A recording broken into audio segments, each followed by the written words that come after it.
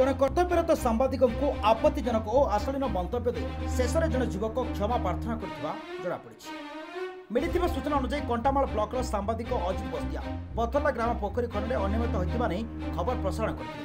प्रकाशित खबर को गोटे व्हाट्सएप ग्रुप रे शेयर करते। नहीं पथरला ग्रामर अलीप साहू नामक जड़े युवक आपत्तिजनक और अशालीन मंतव्य देते। उक्त घटना को श्री बस्तिया ब्लॉक सांबादिक कर्मकर्ता दृष्टि आकर्षित करने मनमुंडा थाना लिखित अभियोग करते। यापर पुलिस अलीप को थाना को आनी पचरा उचरा करने पर से निजर भूल स्वीकार कर समस्त सांबादिकों आगे निस्वार्थ स्वार्थ क्षमा प्रार्थना करते। आगक एपरी भूल न करने को लिखित भाव में पुलिस को देता जमापड़ी।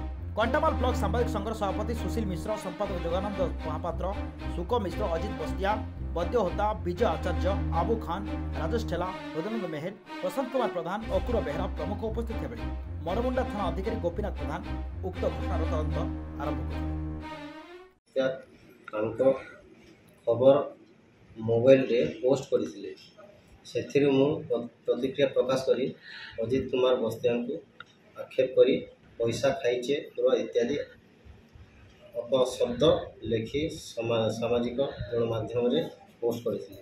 यहाकु नै मु भूल करिछि, एथिपय मु क्षमा मागुछि एवं एतद्वारा लिखि देउछि जे मु भविष्यत रे एही भूल आउ